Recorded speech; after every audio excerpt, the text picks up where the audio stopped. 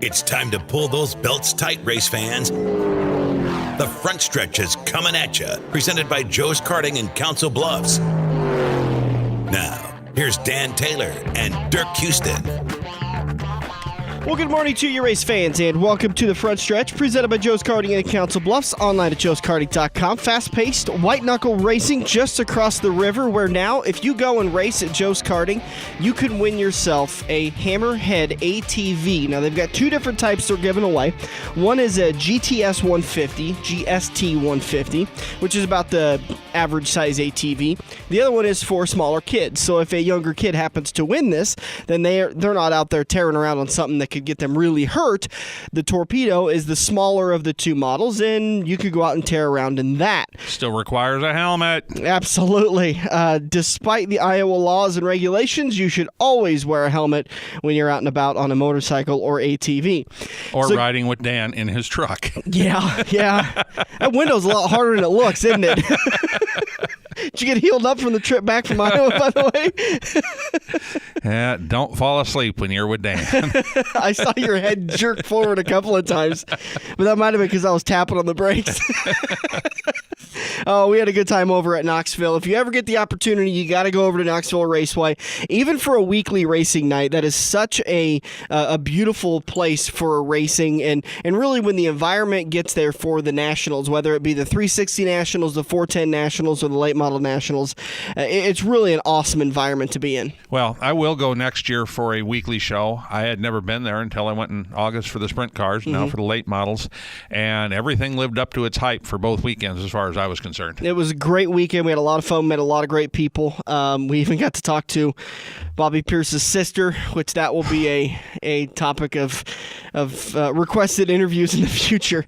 And I mean, for the simple sake, if we got to do our journalistic due diligence and we got to interview one of the only female crew chiefs I know of.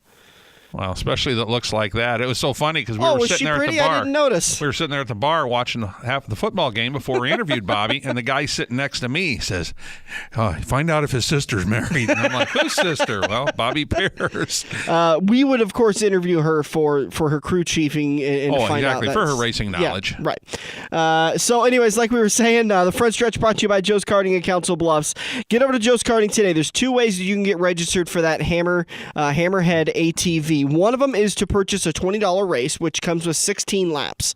Or you can purchase a $10 credit to get into the drawing.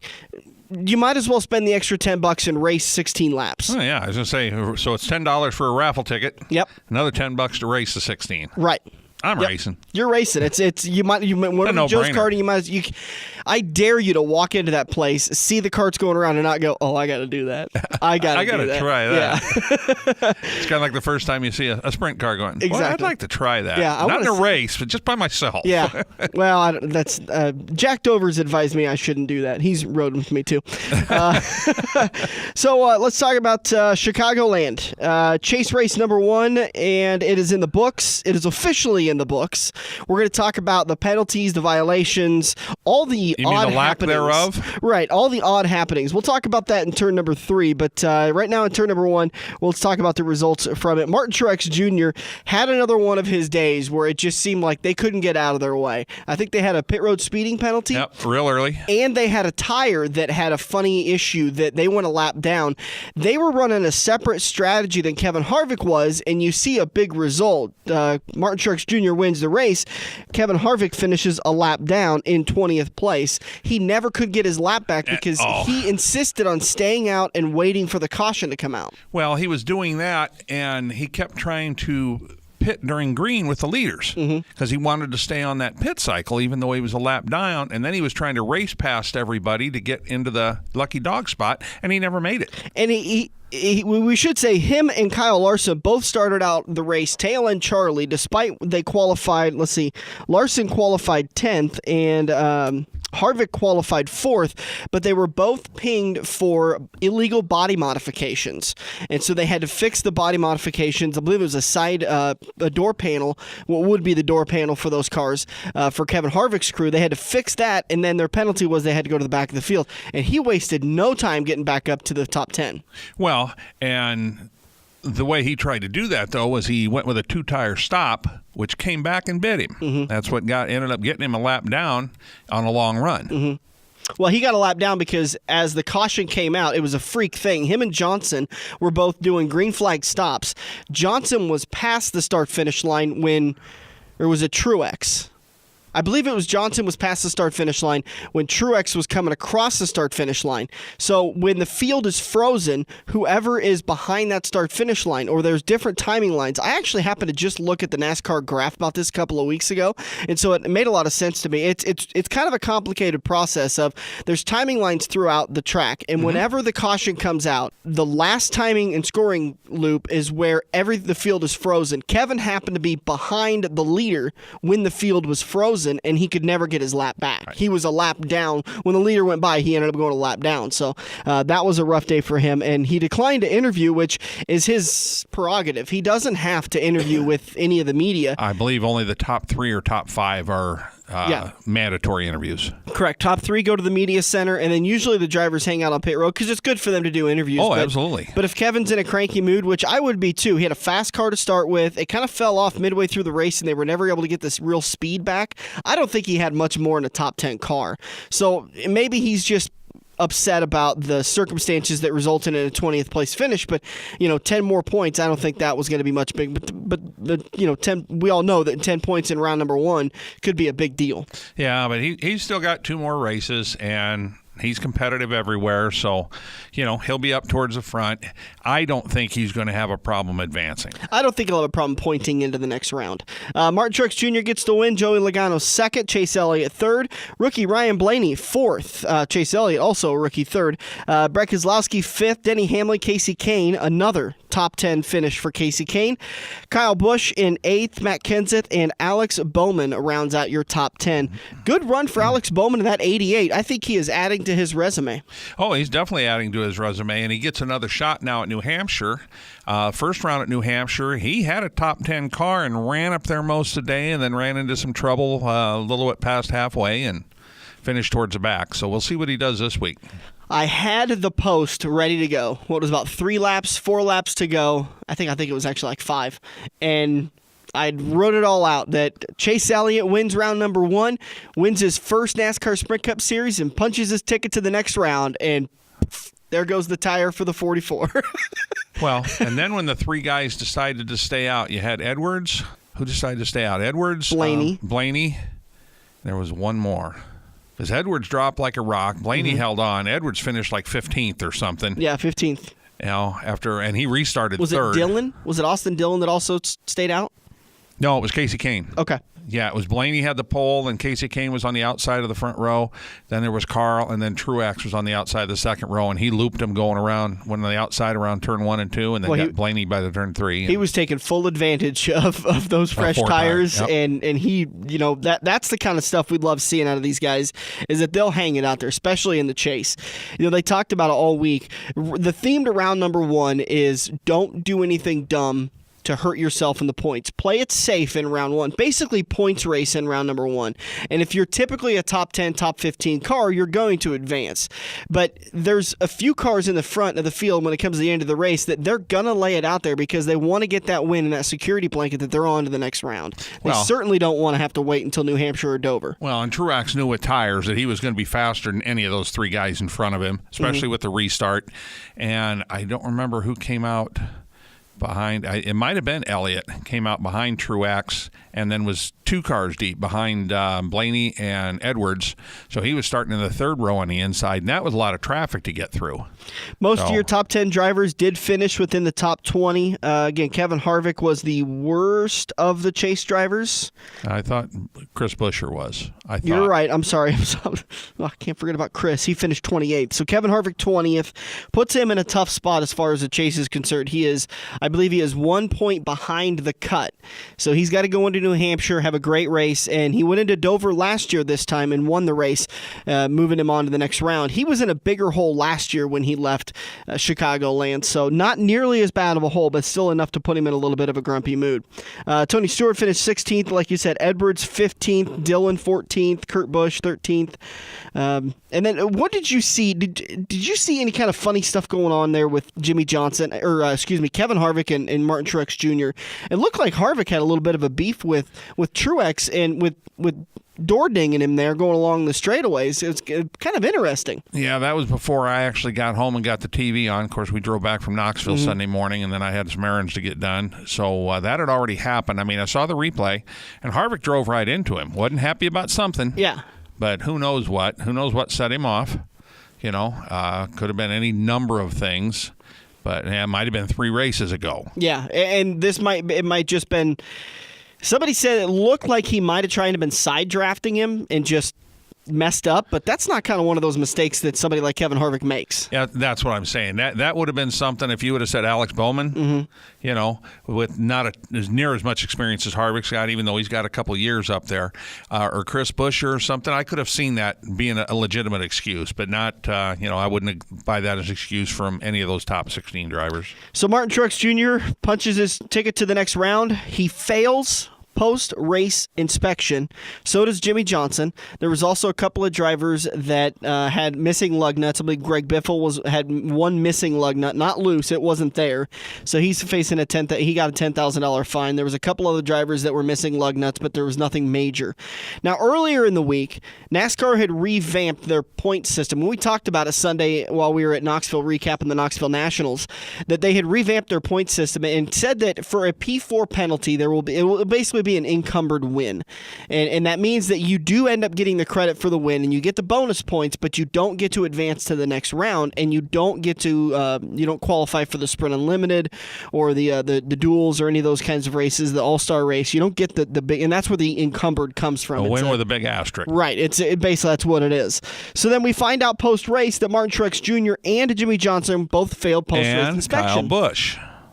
Kyle failed it once, but then he was pushed back through, and he passed it the second time. Yeah. Martin Truex Jr. and Jimmie Johnson both went through twice, and they failed it both times. I'm just wondering what they were allowed to do or touch on the car that made it pass the second time. That's something I will find out, but it'll be Kansas before I can get somebody on the side and talk to them about it. This is going to be a bigger discussion that we're going to have in Turn 3, because there was a lot of funny things that were going on at Chicagoland, and apparently this has been happening a lot of the times. And it's the tough thing for Dirk and I to be able to do this show is because we're not at the track to see the stuff that the cameras aren't covering and the newspapers aren't talking about and the videos on the and to talk TV. To my buddies and find out what's going on. So there was a lot of funny things that happened, and we'll talk about that more in depth in turn number 3. But the ended up result figuring out that they ended up finding that Martin Truex Jr.'s car was 0.001 degree. Steve McDonald went through and said, because I couldn't tell if it was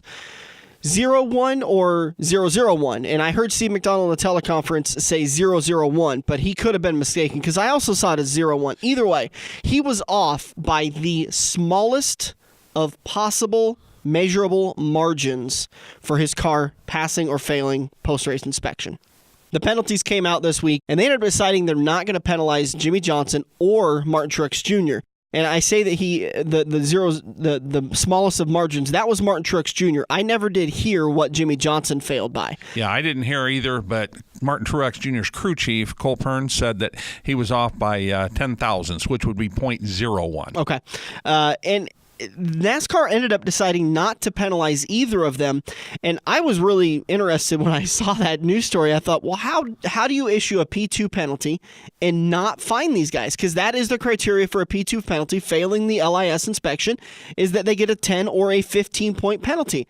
So NASCAR ended up deciding that the idea of the penalty is to equalize back out the competition. But because Martin Truex Jr. was a P2 penalty, he was going to be allowed to keep his win and move on to the next round. So his P2 penalty had no effect on him, as to where Jimmie Johnson's P2 penalty would have dropped him out of the chase bubble. He would have been right there on the bubble with Kevin Harvick, 1 point out of the cut line. Well, and NASCAR's always been good about the fact that if they honestly believe that Harvick's contact with Martin Truex Jr. caused the issue, that they weren't going to find him, because there was a race, Carl Edwards won a truck race in Kansas City in like 2003, and very early in the race he was in the wall, and he failed about half the post-race inspection because his right front, the spindle was bent, the A-frame. How he drove that truck into victory lane, who knows? Yeah, And they did say specifically that they felt that the infractions and the amount that both cars failed by did not. Industry leaders felt that was not an advantage for them.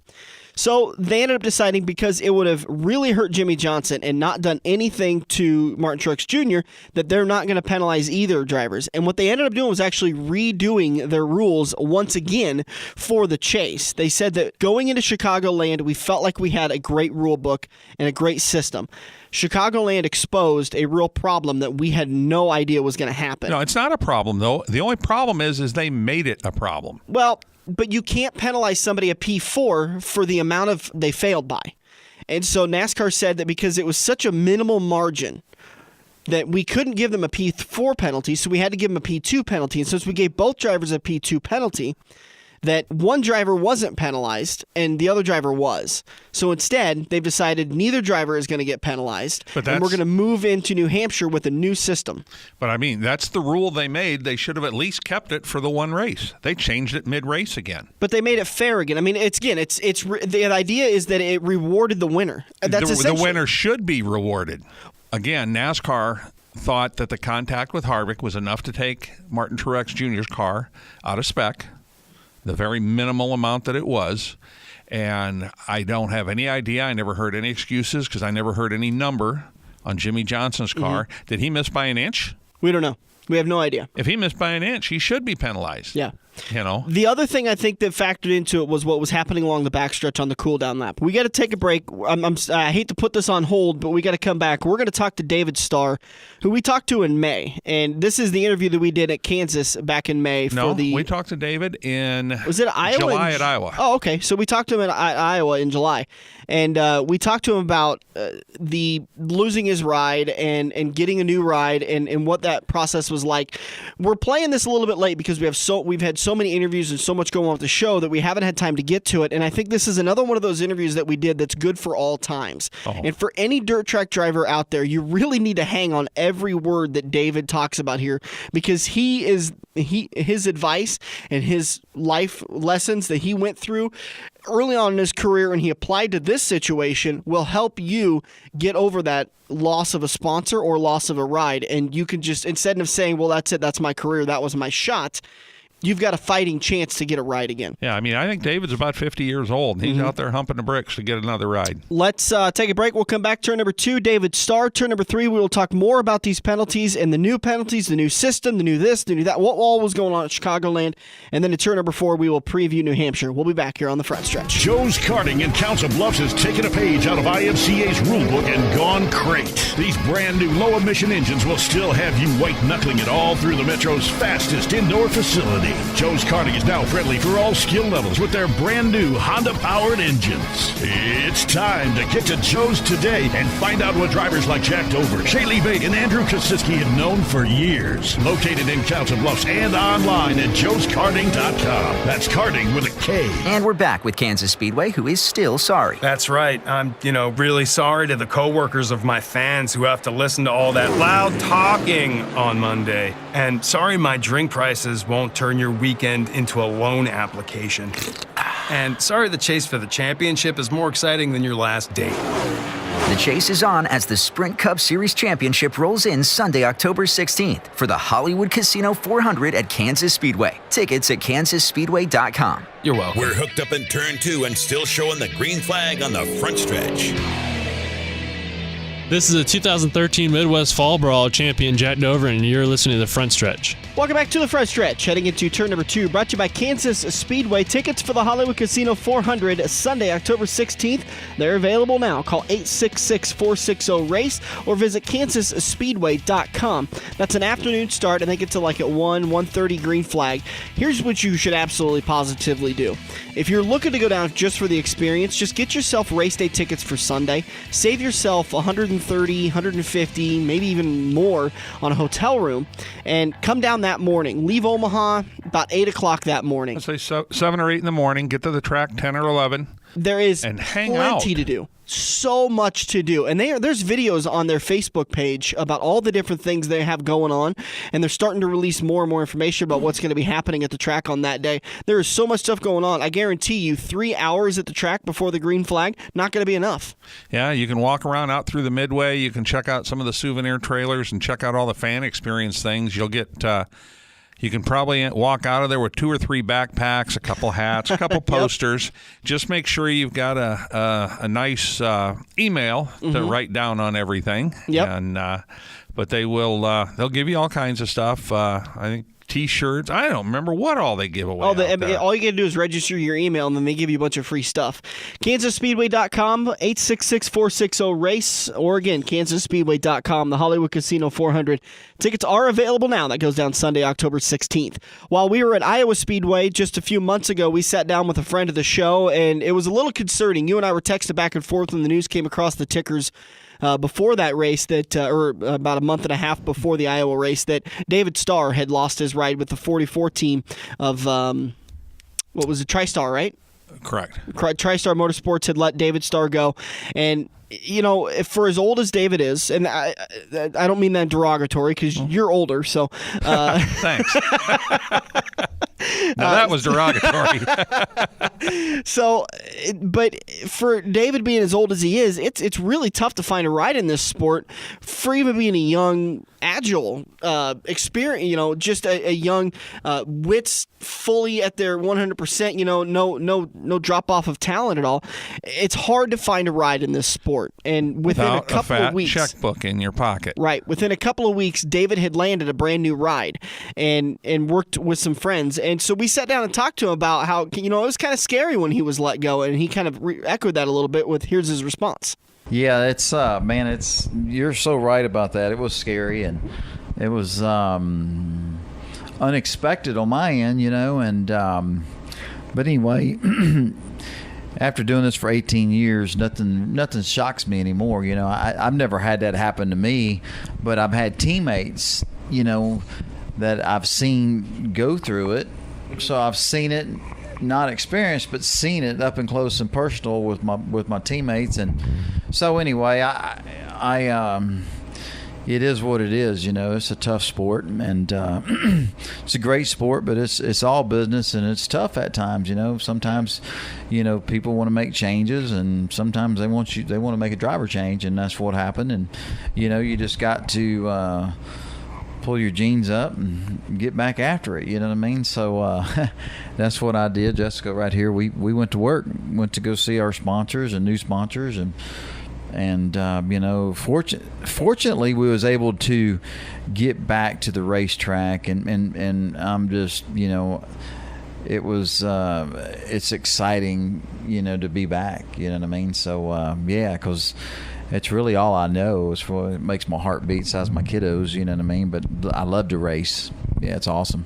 That's something we talked with Travis Koppel a couple of weeks ago, and Travis was saying, you know, that now it's you can get a ride if you've got a check. No, and Travis is so right. You know, Travis has so much talent, and you know, you look at Travis's situation. Hey, he's out there. He's a NASCAR driver. He's damn good. Excuse my language. He's a great driver, but unfortunately, for some of us that have been doing this a long time, you know, having the ability and the knowledge and the mechanical skills and all that kind of stuff, because what we grew up with doing, it's a little bit different today, you know. And like Dirk said, you know, if your family doesn't have the financial means, and we have to rely on kind of sponsors, it's challenging for a lot of us, you know. And I look at Travis and Matt Crafton and Brendan Gaughan, a bunch of us that have been doing it for a long time. It's good to see that those guys have stayed in. It's a lot of new kids, new people coming in, which is wonderful, you know. It's great for the sport, and it always works that way. But I'm just glad that Travis is still involved. I'm glad to be here, and Brendan Gaughan, a bunch of us that have been doing it for about 18, 19 years. It's pretty cool, you know. We still have the ability, but sometimes we don't always have the check, you know what I mean? But we work hard. We got a great sponsors, and making sure that NASCAR is a good fit for them. There's benefit there, and away from the racetrack, we like to do a lot of stuff for our sponsors to keep them in the sport. So it's a little different today, but it's nothing ever stays the same. Everything's always changing. And for everybody was asking me, what about these kids that come in, their families got them? Hey man, good for them. I wish, everybody's different. I didn't have that. I didn't have that. Wish I would have, but I didn't, you know what I mean? So when you see people that maybe have it a little bit easier than a lot of us others have had it, there's no right and wrong. It's just some people are fortunate than others, and, and good for them. I think it's wonderful. Talk to me about the process immediately after you were let go, your thought process. I've been fired once in my life from a job that I really love. And I mean, I was literally driving home. It was about a 20-minute commute. And in that 20 minutes, I went from, okay, I'm done with this. What's my next step? What can I do? Do I have any, what am I going to do? Am I going to be flipping burgers the rest of my life? And then, so right after it happened, were you thinking immediately go and find a new sponsor and a new ride, or were you thinking, is there a way I could transition to stay in the sport, maybe be a driver coach or a crew chief or an engineer or anything like that? I never thought like that. I'm a race car driver, and I've been doing it a long time, and the reality of it is I had a great sponsor and everything, but man, you never stop taking care of the people that brought you to the dance. I had a lot of support, a lot of companies that got me here, and man, I still do stuff for them. I let them come to racing school. We're all great friends. I'm working on new sponsors. I never stop, really. You know what I mean? You can't, because it's like putting all your eggs in one basket. It's like having a company and you have one customer. You can't do that, because if that customer says, oh, we're going to do something different, and then you got all these employees, can't pay you can't meet your payroll demands. And so no different from being a race car driver. Even though I had a good sponsor, I never stopped. You know what I mean? Because you never know. You can't put all your eggs in one basket. They want you to. I mean, we would bring other sponsors and friends that had helped me in the past to the racetrack, and they didn't see the benefit in that. But you can't ever stop taking care of the people that helped me 25 years ago. I'm still great friends with them, do stuff for them, And so when it happened, I mean, I was already ahead of the game because of what I had been doing, you know what I mean? And all I did was just make some phone calls, get on airplanes, and go see people. And, we're just fortunate enough that we was able to put some money together where we could get back to the racetrack, So, that being said, there's a lot of people to thank, too, because there's a lot of people that made all this happen. That turnaround was pretty quick, too. I mean, I thought, well, maybe if he finds a sponsor, he'll be back for the 2017 season. You were gone for like a month.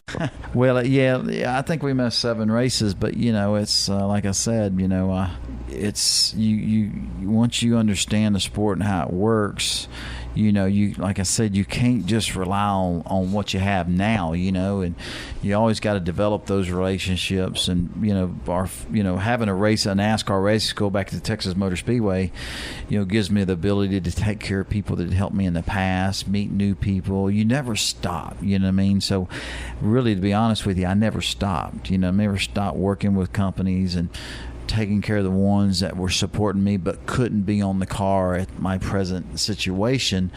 And we go back to them. We say, hey, you see what just happened, what can we do? And next thing you know, you got enough money to get back to the racetrack, you know what I mean? So it's all about relationships and people and doing the right thing, you know what I mean?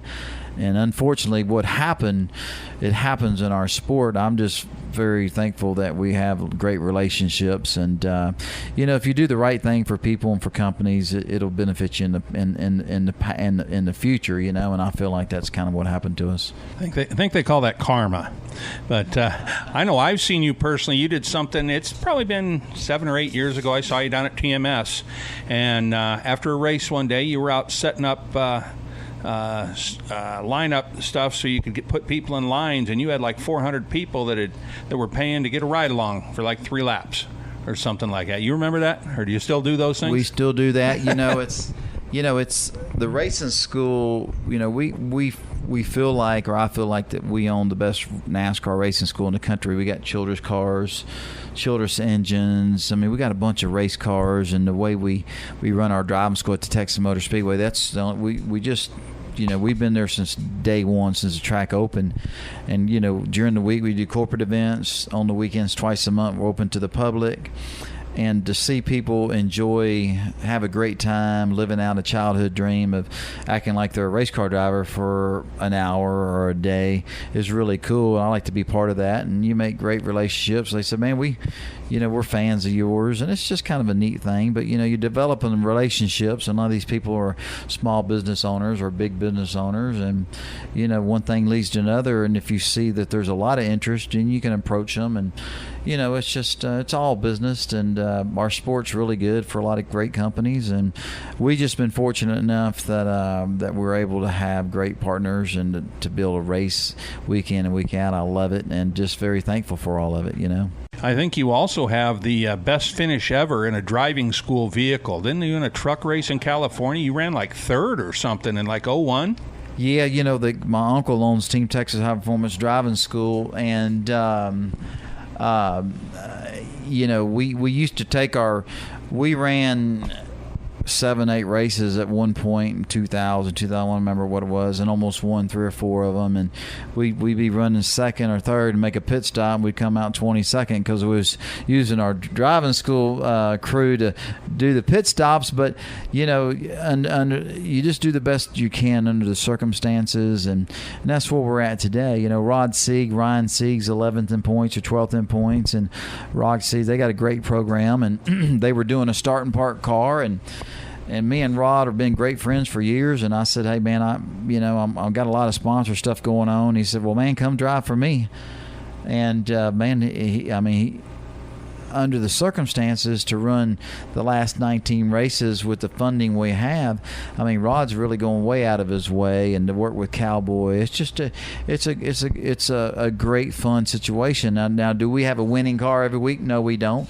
We're trying to get in the top 15, but under the circumstances, putting a team together was just a starting park, and then to go race full time just the next week was really a challenge. You know what I mean? So we're getting better every week, and we're here racing, and man, that's just what gets my blood pumping, to be able to compete. And it's awesome. We got some great sponsors, MassimoMotors.com. Massimo's a buggy company, UTV, ATV company, and striping technology. And we got like 13, 14 sponsors, big and small, that give us the funding.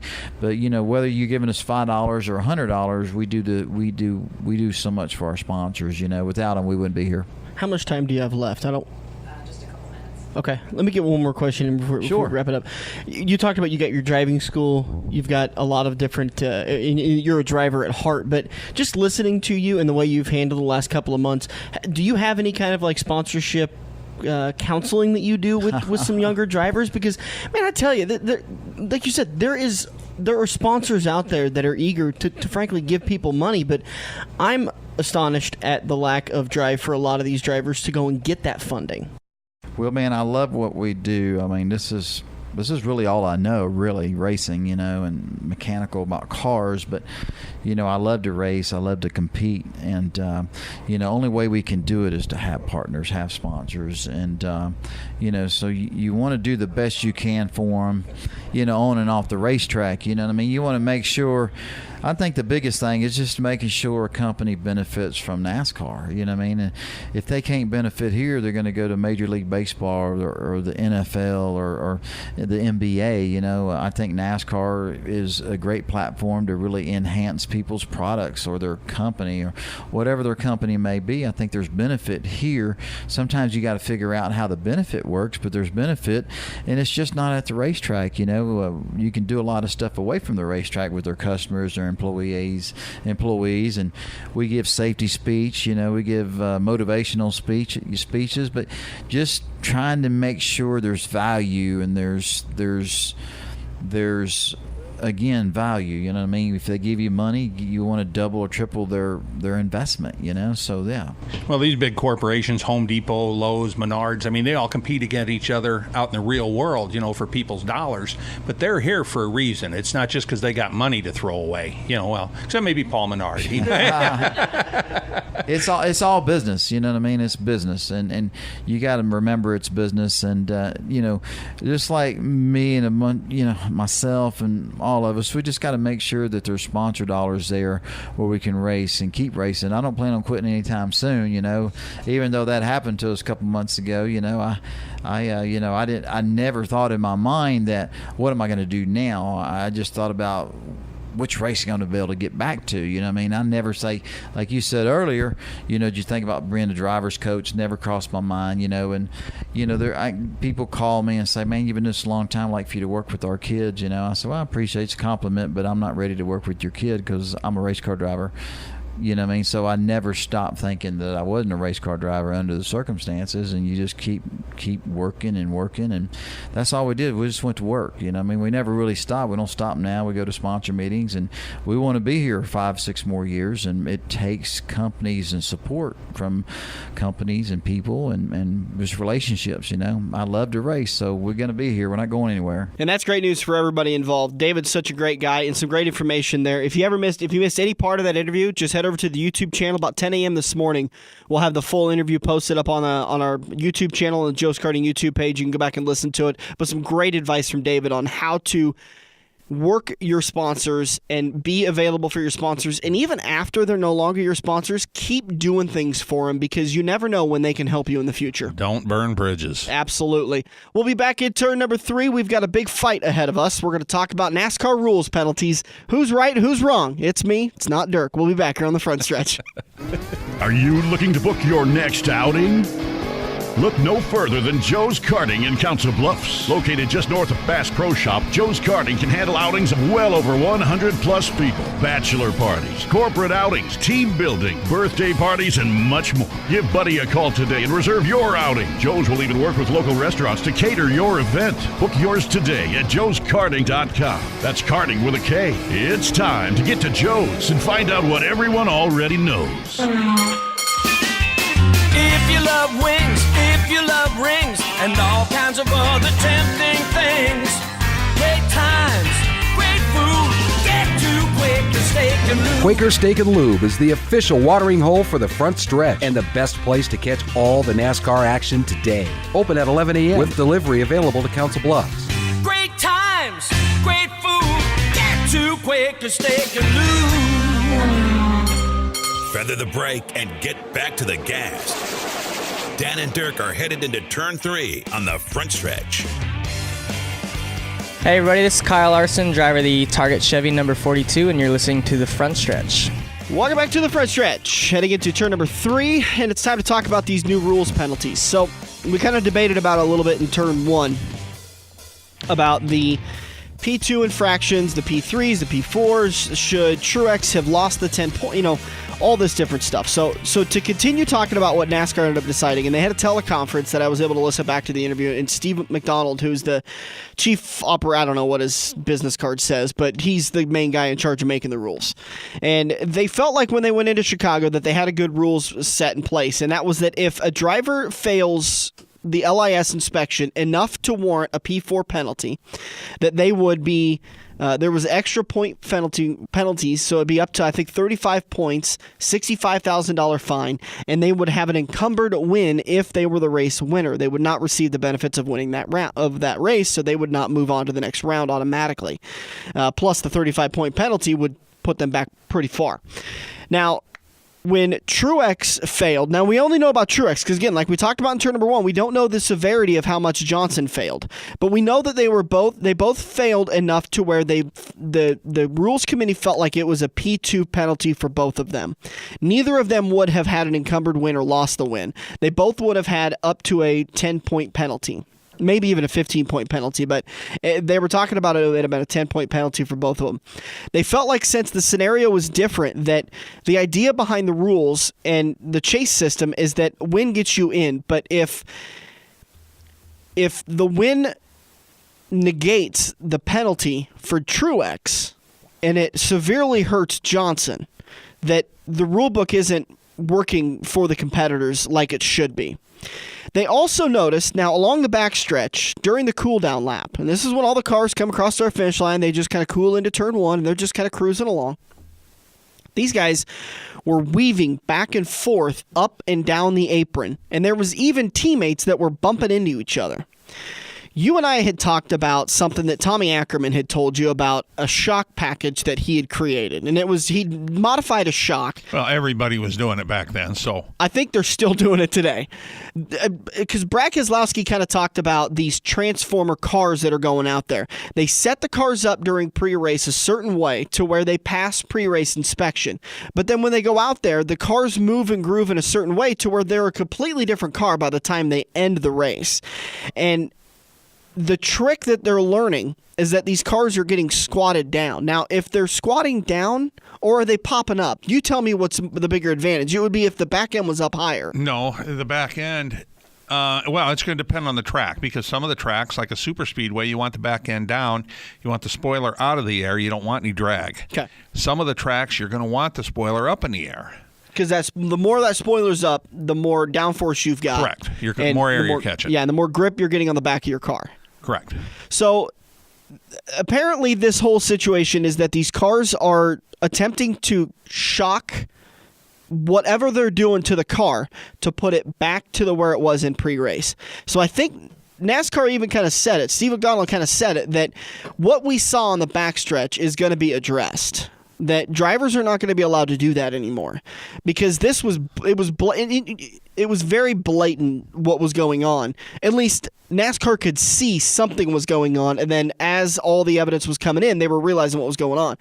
This has happened 100. I mean, it's nothing new. This is exactly what happens.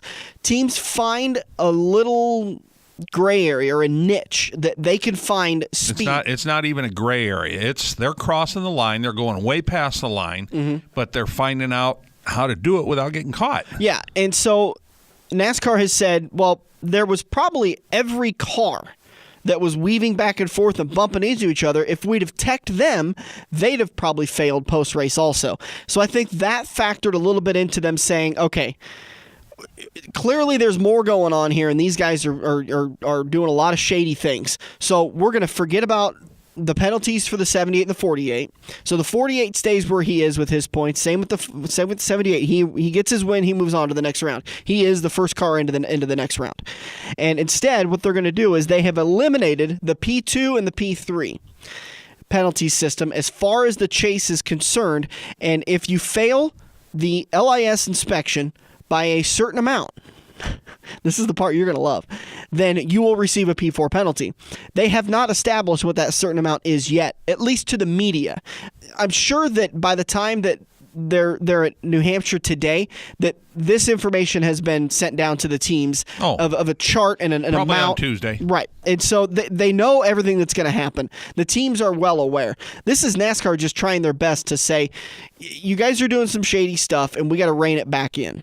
One of the things I do really like about this system is that they realize that all 16 chase cars or all chase cars that are involved in each round should get teched regardless of where they finish. And this is going to be, if one of the chase drivers wrecks out, then they don't get teched, correctly? Well, correct? See, again, I never did any chase stuff, so I don't know how this works. Well, to me, it shouldn't make any difference. If you tech the top 5, race 1 through 26, you tech the top 5, race 27 through 36. That part should not change. I don't think they should start teching 16 cars, because again, they're making up a new rule as they go along, and I don't like that personally. I didn't like the fact that they changed the rule here, because they're saying, well, it wouldn't have hurt Martin, but it'd have hurt Jimmie. Well, that's just luck of the draw. If Jimmie wouldn't have won, it wouldn't have hurt Jimmie and it would have hurt Martin. And when it all comes down to it, if Martin doesn't advance out of the next round, then that 10 points would have hurt him. No, it wouldn't have, because since he's moved on, starting with round number 2, he's going to be bonused up to 3,000 points regardless of how many points he has. Oh, that's right. Yeah, they changed that when they moved the move-along deal a year So in ago. round number 2, they all get to 3,000 points. Round number 3, they all get to 4,000 points. And then, so that's how they level it all out. It doesn't even hurt him in the final championship. Yeah. I mean, to me, it's not a season championship anymore. It's just not. And like we've talked about it before, they try and compare themselves. They want to do a playoff system like baseball has and like football has, except those sports are so much different than racing, because it would be like every team playing all the other teams in one day. Yeah, I do like this system. I think it adds for more excitement, which NASCAR was struggling with the last couple of races because I really didn't like going into Homestead knowing that Jimmie Johnson just had to finish 20th or better, or Jimmie Johnson just had to start the race and win. And he won the championship, or how some of those scenarios rolled out to where there was times in way previous years before I became a big fan of the sport that it was locked up several races before they got into the final races of the season. There were also other years where there were 3 cars within 10 points going into the final race. And that's only 3 positions back when. Yeah. I was 2 positions actually. And I like this. I like this new rule. I like that NASCAR does this because it's not like the rule that they created isn't costing the teams a bunch of money, and it isn't throwing a big wrench in anybody's season. It's saying that we know you guys are doing some shady stuff. We expect you guys to do some shady stuff because that's what competitors naturally do. Well, that's how the inspectors get their jobs. But we need to level the playing field back out. I like that all 16 cars for the first round, the 12 cars in the second round, 8 cars in the third round, and all 4 championship cars in the final round, they'll all go through LIS inspection. It's not going to be that... Because, I always worry about the really clever crew chiefs. And Chad Knaus is one of them. Paul Wolf is one of them. I think Rodney Childers is one of them. These guys that they're so clever that they're on a completely different planet than the rest of us. And that's why their drivers are in the top 10 every exactly. week. It's the same thing as a couple of years ago at the racetrack when they happened to catch Chad Knaus saying, "Hey, Jimmy, if you happen to win this race, make sure you bump the rear end before you get to inspection." Because they knew back then that there was some stuff you could do with these shocks to where they would change, and you needed it to be at a certain position, and this is the way that we race it like this, and then if you do this, it'll put it back to pre-race inspection to where we won't get pegged. And NASCAR's, that's the reason why they have the laser inspection system, is because they're able to come up with a much more defined, no error whatsoever system to it. Well, there is an error to it, though, because Kyle Busch went through once and didn't pass and came right back through and did pass. Yeah. And I know they didn't let him touch didn't let him touch the vehicle in between those 2 rounds. Yeah. So there's an error there somewhere. What it is, I don't know. That station wasn't around when I was doing this. But believe me, when we get to Kansas City, I'm going to sit down. I know the guy that runs the station. Mm-hmm. And so I'm going to sit down. I'm just going to ask him a couple simple questions, and he'll be honest with me. His name's not going to be involved in it. But who's the official that his wife does all the cooking? This is just a complete side note. Oh, Gene Colvin. Yeah, Gene. I think I saw him on an episode of Fast and Loud this week. When they built when NASCAR was in Texas, and the guys from Fast and Loud went down hung around with Brad Keselowski, Miller, and they were going through inspection, and I think Gene was one that was standing there answering a couple of questions for him. Anyways, I just saw that. But anyways, yeah, we got a lot of questions for Kansas. I mean, I was texting. I said, we got questions for Kansas. We got a lot of questions for Kansas because we got some stuff that just I don't know if it'll ever make the air, but we need clarification on it just so we can understand a little bit better. That's the great thing about us going down. We'll pass on what we can. I mean, if I get told to not say anything, I won't. Yeah. But, again, they're on, you people, there's a few of you, my close friends, have met some of these people and know who I'm going to be talking to. But the other thing that I really I get a kick out of sometimes with NASCAR is that they're not, like, they don't talk about some of the amounts that teams pass. NASCAR, I don't think NASCAR ever came out and said how much Martin Truex Jr. failed by. I believe it was Cole Pern that was one that was coming out and saying that.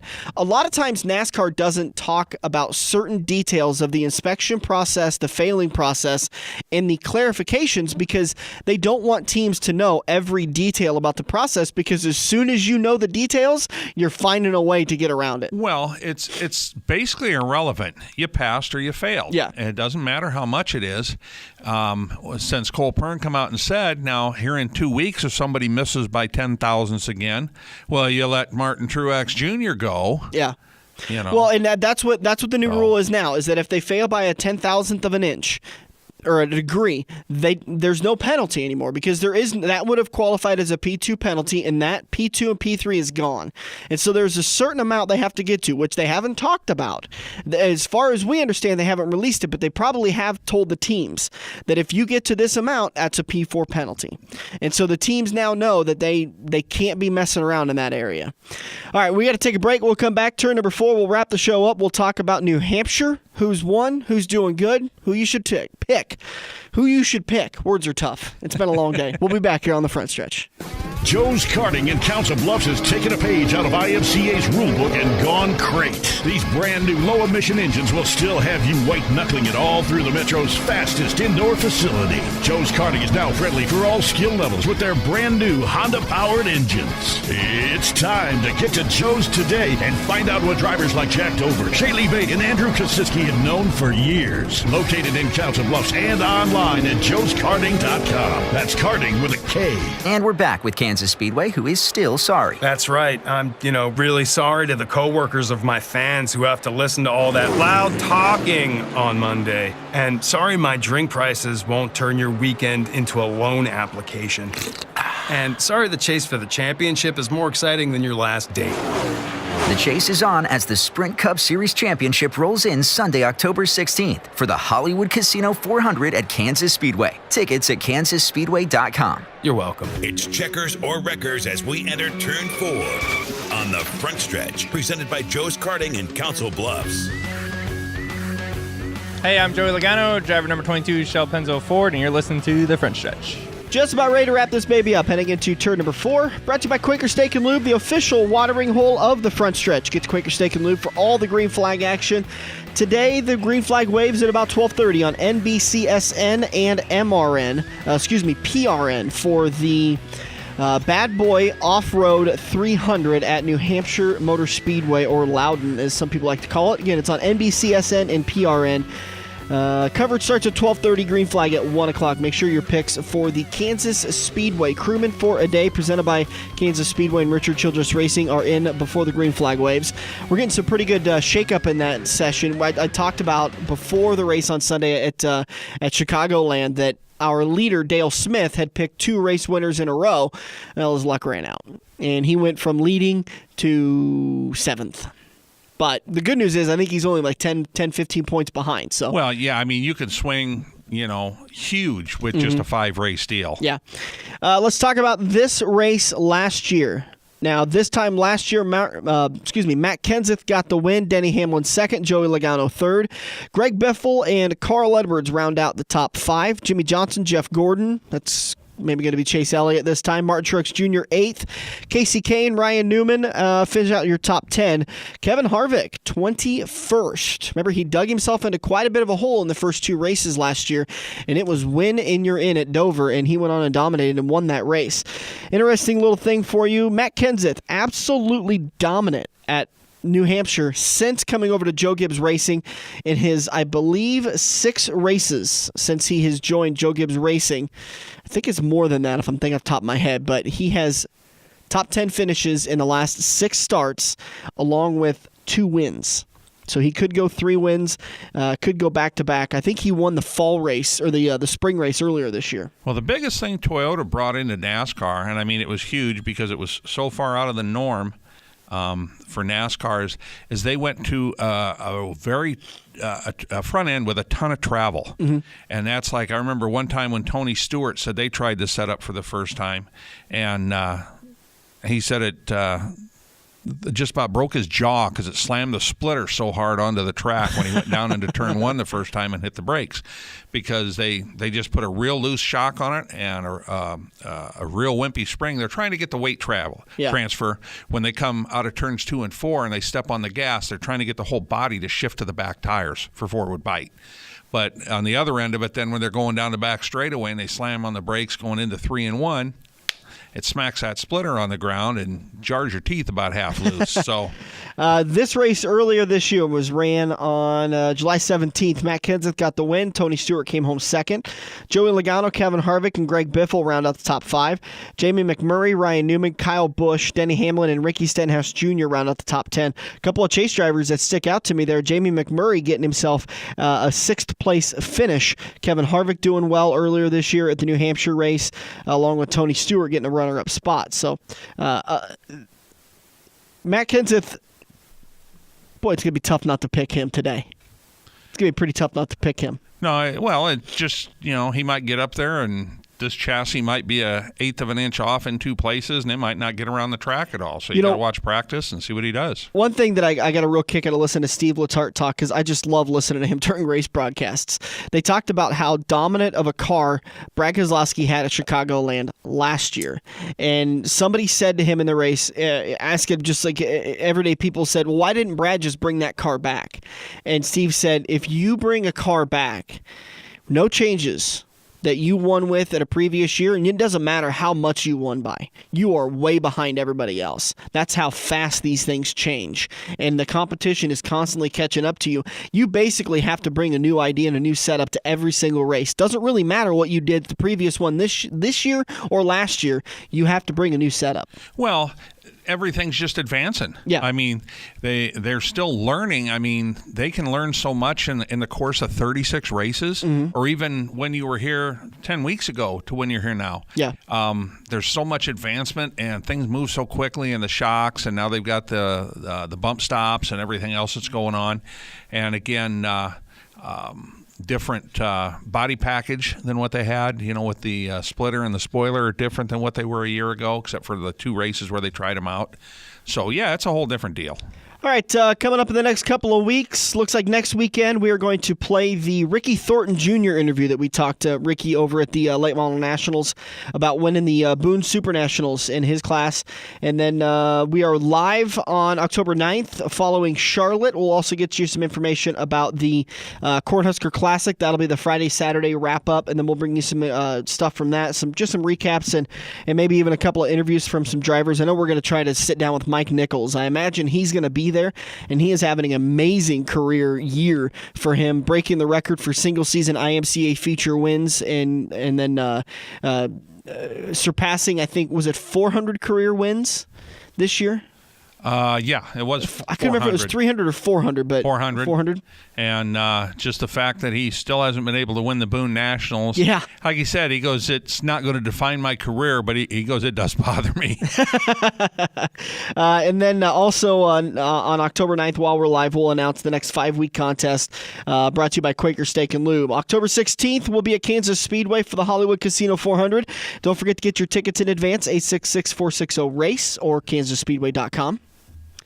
Then our live shows are over with, and we get into the meat of the rest of the season. Talladega, we've got interviews coming from Wade Unger, who is putting together an amazing sprint car get-together for a lot of for fans. Right, you can go to Australia over January when it's the best time to not be in the Summer Midwest. over there. Right, because there's no snow. It's not bitterly cold. Usually that time in January, it's ungodly bitterly cold. It's usually that sub-zero, about a foot and a half on the ground of snow. They're in the southern hemisphere, so they're exactly opposite of us. That is the middle of their summer. That's July for them. It's a great time to go down, and you could go down, and it's airfare, plus all Motels, the sprint car tickets, plus sightseeing and some tour museums, bus, a lot of great sprint car stuff to go see. We're going to talk to Wade about everything that's involved in that. So much to do, so little time to do it. This is the Front Stretch. We'll be back next weekend to do it all again. Thanks for listening. For Dirk Houston, I'm Dan Taylor. We'll see you next weekend. If you love wings, if you love rings, and all kinds of other tempting things, great times, great food, get to Quaker Steak and Lube. Quaker Steak and Lube is the official watering hole for the Front Stretch and the best place to catch all the NASCAR action today. Open at 11 a.m. with delivery available to Council Bluffs. Great times, great food, get to Quaker Steak and Lube. Are you looking to book your next outing? Look no further than Joe's Karting in Council Bluffs. Located just north of Bass Pro Shop, Joe's Karting can handle outings of well over 100 plus people. Bachelor parties, corporate outings, team building, birthday parties, and much more. Give Buddy a call today and reserve your outing. Joe's will even work with local restaurants to cater your event. Book yours today at joeskarting.com. That's karting with a K. It's time to get to Joe's and find out what everyone already knows. This has been the Front Stretch Radio Show, presented by Joe's Karting in Council Bluffs. To contact Dan or Dirk, find them on Facebook at The Front Stretch or email them at frontstretch590@gmail.com. If you missed any part of today's show or want to hear a previous show, subscribe to the Joe's Karting YouTube page where you can find almost every Front Stretch show.